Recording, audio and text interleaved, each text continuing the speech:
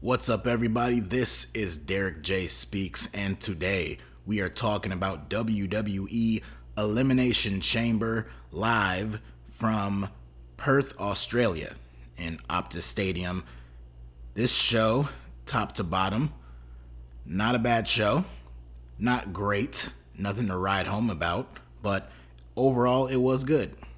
It was live in Australia, so I did get up pretty early to watch this show over here stateside, and I did not regret that decision.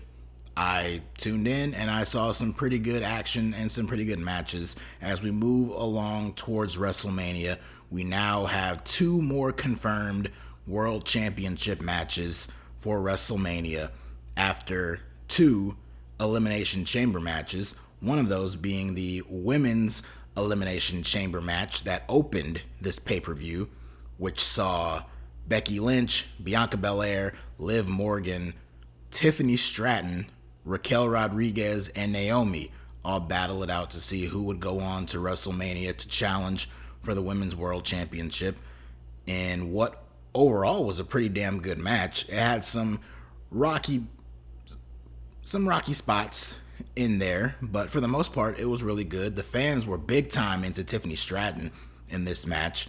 They were waiting for her to be released from her pod. She was out there, and to her credit, she was definitely a standout in this match. And she had one of the biggest spots of the match, hitting a giant swanton off the top of one of the pods and crashing down onto a bunch of the other women. I believe it was Raquel, Becky, and Bianca who she crashed down onto. Eventually, she did get eliminated, but she was definitely the standout in this match. It came down to the final three, which were the three likeliest winners, that being Becky Lynch, Liv Morgan, and Bianca Belair. The finish was a bit underwhelming in how sudden it was. We had Liv rolling up Bianca, and then almost immediately, Liv went right into the manhandle slam from Becky and got pinned. So I didn't like how sudden the finish was there, but the outcome, while predictable, while many people called it, while WWE basically went out of their way on several occasions over the past month or so on television, basically telling us we were going to get Becky Lynch versus Rhea Ripley, it's now official. Becky Lynch, she did win the chamber match. Like I said, the match itself, nothing overly stand out about it other than the Tiffany Stratton spots, but Becky winning was predictable, but it was the right outcome. You're going to get a lot of Liv Morgan fans out there who are upset about that.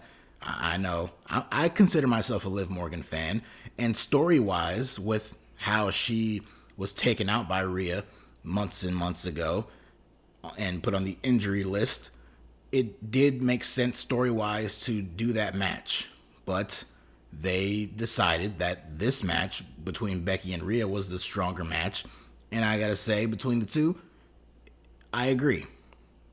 Bianca Belair also would have been a strong choice, but we can't do this match yet. This match will happen. Bianca and Rhea is a match that's going to happen, maybe at SummerSlam, hell, maybe at WrestleMania 41, but that is a match to do, just not yet. Becky and Rhea is a match that they've been subtly teasing for months now, not even just recently when they've been more blatant about it. But I am talking about Becky versus Rhea. That's because in the main event, the last match, the show closing match on this show, they did give those honors to Rhea Ripley and Nia Jax, who fought each other for the Women's World Championship, a Australian homecoming for both women. Rhea Ripley, of course, is from Australia, but Nia Jax, little do people know, was born in Australia. So this was a homecoming for both women, although you would not be able to tell that by this crowd because they were firmly in the corner of Rhea Ripley, as was expected, and they hated Nia Jax. Their match was very paint-by-numbers, monster heel versus powerful, but in this case, underdog babyface. And it was just a matter of Rhea trying to figure out a way to slam Nia, basically, and get through her but it was several minutes of Nia Jax dominating the match. At one point, she tried to hit a Samoan drop on the announce table, but the table did not break. Rhea landed on one of the monitors, by the way, which looked rough for her.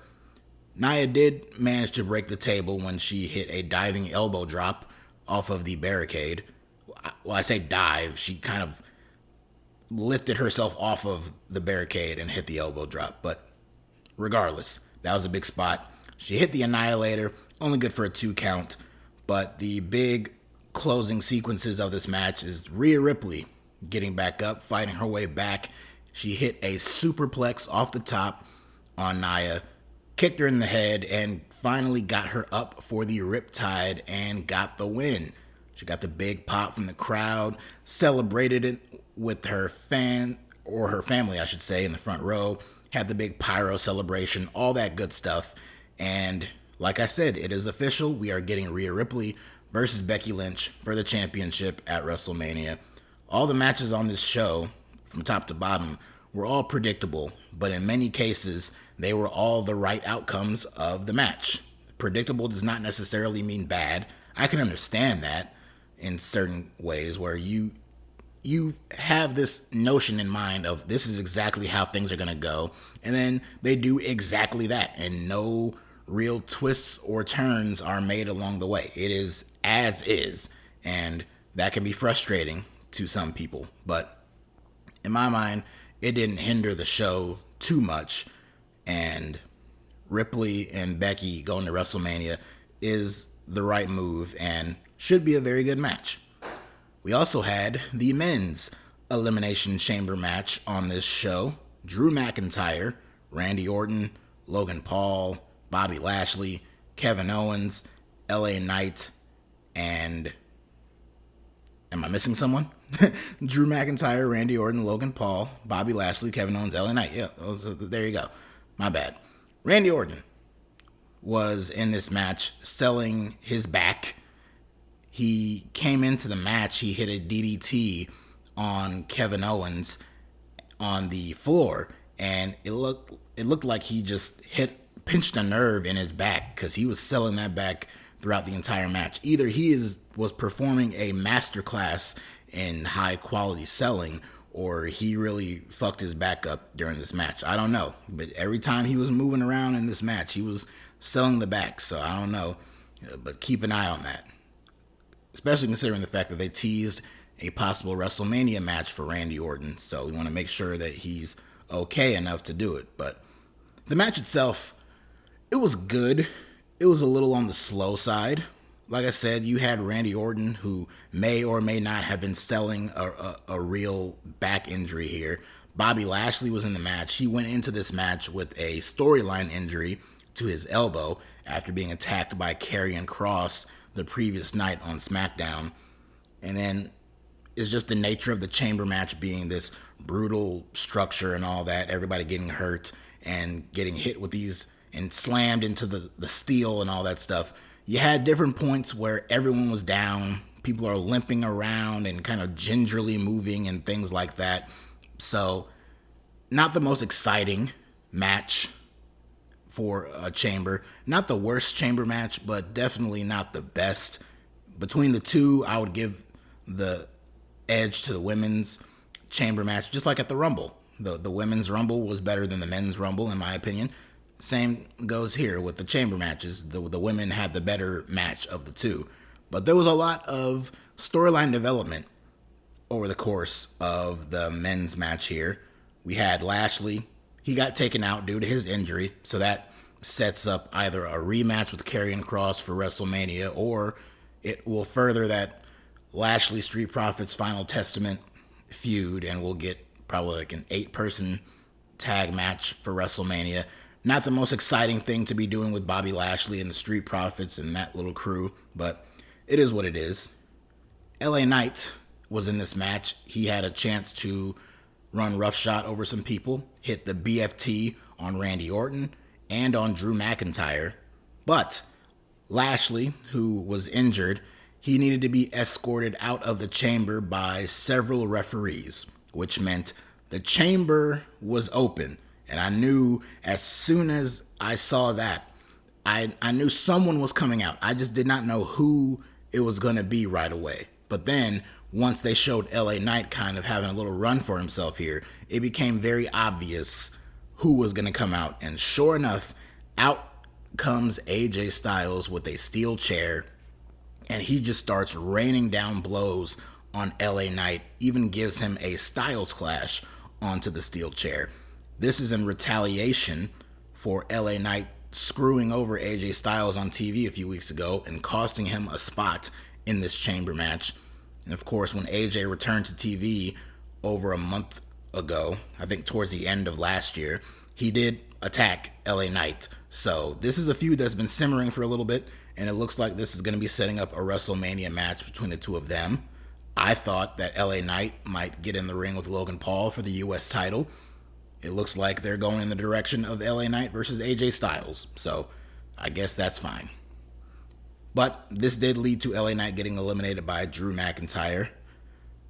Kevin Owens, he had a nice run for himself here. He was hitting stunners and pop-up power bombs, and he was a wild man in this match, but he got laid out with an RKO by Randy Orton, and he was eliminated as well. But not before he had a cool spot with Logan Paul where the two of them were fighting in Paul's pod and had like a little hockey fight. But Owens did get taken out with an RKO. So it came down to three individuals: Randy Orton, Logan Paul, and Drew McIntyre. At one point, Logan Paul, he got himself his brass knucks. We've seen the brass knucks come into play before. He pulled them out against Kevin Owens, against Rey Mysterio. We've seen them before. So he pulls them out, he puts them on, and he's going to use them, but he's posing first. And as he's standing there posing with these brass knucks, Randy Orton comes out of nowhere, hits him with an RKO, and eliminates Logan Paul. So it's down to Drew McIntyre and Randy Orton. They're going back and forth. But you can still see Logan Paul is out there.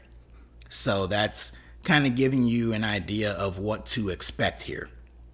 Because as Drew is dealing with Randy Orton, he's about to hit him with the Claymore kick, but Randy, who's been selling the back injury throughout this entire match, he collapses basically, and Drew stands over him and he's showing him no mercy. He's going in for the kill, but then Randy pops back up, hits him with an RKO, but before he can think twice about it, he turns around and Logan Paul clocks him right in the face with the brass knucks and knocks him down. And while he's down, McIntyre crawls over for the cover, and he gets the win. So not the strongest, most dominant win for Drew McIntyre, but Drew McIntyre did win.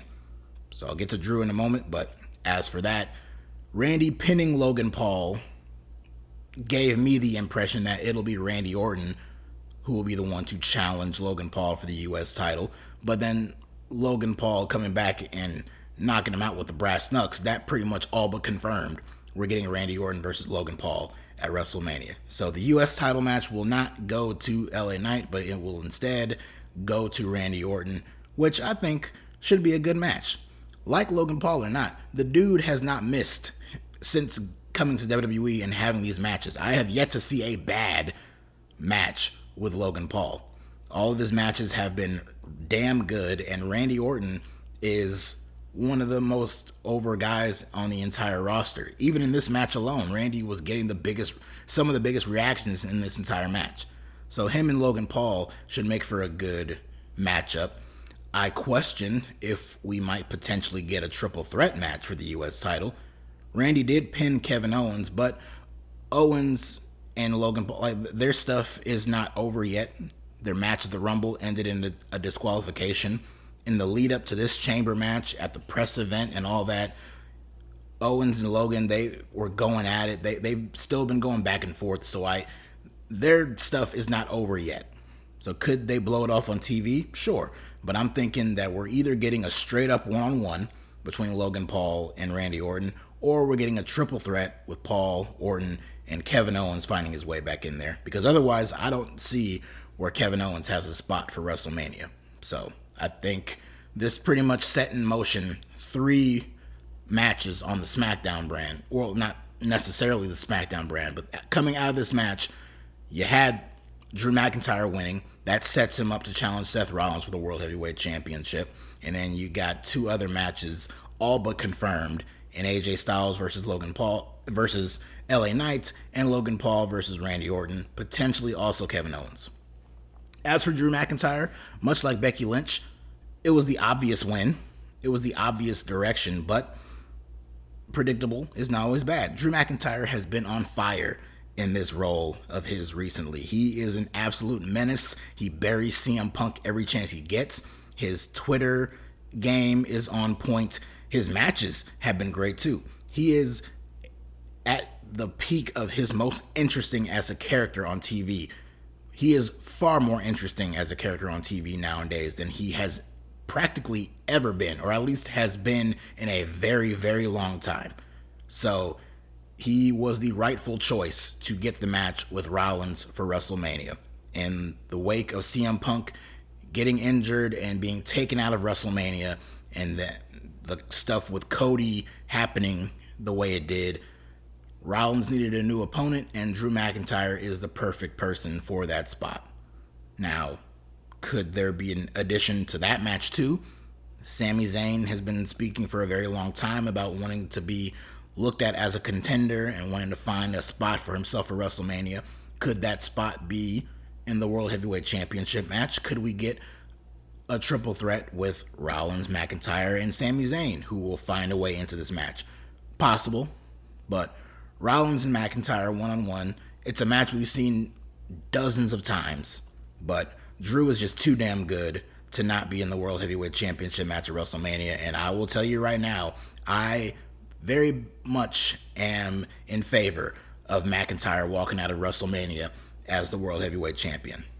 I know his contract is still up in the air, but I am very much in favor of that being the direction for him. Elsewhere on this show, we did have some other matches and some other things that happened. The kickoff show, that we had a kickoff match for the women's tag team titles. The Kabuki Warriors defending against Indy Hartwell and Candice LeRae. The match was fine. It was there to serve the purpose of getting Indy Hartwell on the show. So she got to wrestle in front of her home country/continent. Someone who didn't get a chance to be on this show was Bronson Reed. He lost his qualifying match against Bobby Lashley on Raw a couple weeks ago. I don't know if he was supposed to win that match or if he was supposed to have some kind of involvement on this show, but he obviously missed it because he and his wife just had their baby. His wife gave birth and he is now a father, so congratulations to Bronson Reed. It was a shame that he couldn't compete on this show, but hey, the joys of fatherhood, so congrats to him. We also had an undisputed WWE Tag Team Championship match on this show. Damian Priest and Finn Balor, representing the Judgment Day, took on the New Catch Republic, that being the team of Tyler Bate and Pete Dunne. Very glad that he has his name back. This match was great. This was a really good match. This was probably one of the best matches on the entire show. It got some time. It had to have been every bit of 15 minutes, potentially longer. If it was shorter than that, then I don't know. But it felt like a pretty long match. They gave them some great time. The fans were into it, but not particularly enthusiastic about it. They were more into booing Dominic and chanting shit at him because Dominic Mysterio was at ringside. But the early parts of the match, I don't want to say they were quiet, but they weren't overly enthusiastic, especially coming off of the chamber match that just took place prior. I can see that. But as the match was going on, like I said, they got a lot of time. The fans were slowly getting more and more into it. They were getting behind Bate and Dunne, who had a small chance of winning, but not a great chance. And they did not win, in fact. And I thought the finish was pretty good. After already hitting a double team move on Damian Priest earlier, they hit him with a burning hammer. It's like the Burning Hammer, but it's named after their country. And it's Birmingham. You get it. Anyway, they hit him with a double team move, Bate and Dunne did. So they tried to hit another double team move on Priest on the top turnbuckle. But as they were attempting to do so, Finn Balor, he was on the apron. He grabbed onto Priest's leg, so he prevented any movement of the big man.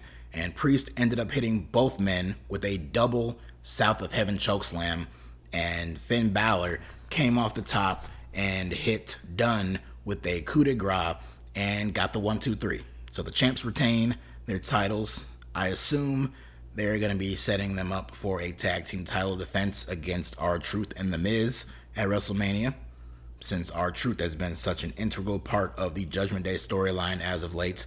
I could see it paying off with Truth and Miz teaming up to take the titles from them, or we'll get some kind of multi-team match at WrestleMania. I don't know, but I suspect we'll get that. And finally, we had the Grayson Waller effect on this show with special guests, World Heavyweight Champion Seth Rollins and Cody Rhodes. Waller, of course, got a big ovation from the crowd, the hometown boy. He even did a shoey with a UFC fighter in the front row. Dude was big over. His companion, Austin Theory, was not. This segment was a bit underwhelming. I was expecting more. That was my own hype. It delivered what it was supposed to. It was a Grayson Waller effect with Cody Rhodes and Seth Rollins as the guests. There was no bloodline involvement. There was no... I didn't fully expect we would get Rock and or Roman Reigns, but I thought there was at least a chance they might be there. Or at the very least, I thought Jimmy Uso and Solo Sikoa might be there. No bloodline members were there. This was just Rollins and Rhodes, who both individually had their own announcements. Rollins announced that he is days away from being medically cleared to return to the ring, so good for him. And Cody Rhodes, he had his own announcement as he was talking about The Rock, and he mentioned about the conversation that he and The Rock had, because remember in that segment, it's been a while since I talked to you guys. So much has happened since the last time I talked to you guys in this form. But Cody Rhodes gave up his WrestleMania spot to The Rock, and in doing so, Cody mentioned how he was seeking counsel from people, and one of the people he did that with was The Rock. And then, of course, the Cody stuff blew up, and then Cody reclaimed his main event spot against Roman Reigns, and The Rock turned heel, and here we are. So, but that conversation between Cody Rhodes and The Rock, and even in that one segment where The Rock whispered something in Cody's ear, they have yet to follow through on that. So this was the first real mention of that. And Cody was talking about how The Rock doesn't want him to reveal what the two of them talked about. And if Grayson Waller was better at his job as a talk show host and an interviewer, he would have pressed Cody on revealing more of that, but they kind of threw that out there and didn't follow up on it. So maybe we'll get that revelation later on down the line. We might, because we're going to get plenty of back and forth between Cody and The Rock, because Cody here in this segment laid out a challenge to The Rock to wrestle him in a match, one-on-one, anytime, any place. And Rollins told Cody that if he's going to go after the bloodline, he doesn't have to do it alone, which we've heard from Rollins already, but this was just basically a confirmation that while Rollins will have to worry about McIntyre, he also will have the back of Cody Rhodes as he faces not only Roman Reigns, but now potentially The Rock. Now, coming out of that WrestleMania press conference all those weeks ago, with how it ended, it looked like they were setting up some kind of tag team match. Maybe we'll still get it. Maybe this idea of a singles match will turn into a tag team match for somewhere down, whether it's WrestleMania Night 1, maybe on TV. I can't imagine The Rock is going to wrestle on TV. I can barely imagine Roman Reigns is going to wrestle on TV, let alone The Rock. But it might happen. But if we are led to believe that we are going to get a singles match, then I can't imagine any other place that a Cody Rhodes Rock singles match will take place other than WrestleMania. And if that happens, it will have to be Night 1. If that happens, 1, Seth Rollins is screwed out of the main event yet again. But 2, that means Cody's wrestling twice that weekend. So I could see a scenario where that does happen. We get the match on Night 1, and there's either a fuck finish or Rock just beats Cody, and then Cody comes back on Night 2 and beats Roman. Don't love that idea. Don't love the idea of Cody losing but they could do that. If they were to somehow do it on TV, hype up a big episode of SmackDown and do it on Fox, I can't imagine them doing that, but if they did, it might pop a big number, it might pop a rating, and it would give them an excuse to do a disputed finish, some kind of count out or disqualification or something like that. So we'll see. But I'm intrigued to see what The Rock's response will be, and if we do get a singles match or if it'll turn into a tag team match of some kind as we head towards WrestleMania, which is our next stop. There is the possibility they might add another pay-per-view in the month of March. I doubt it, but we'll see.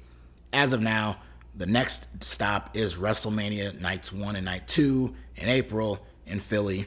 So as we look towards that future, we close out the discussion on this show. Like I mentioned, pretty decent show, pretty good. Don't regret getting up early for it, although if I had waited and watched it later, I would not have been upset about it. Or had I skipped it altogether, probably still would not have been upset about it.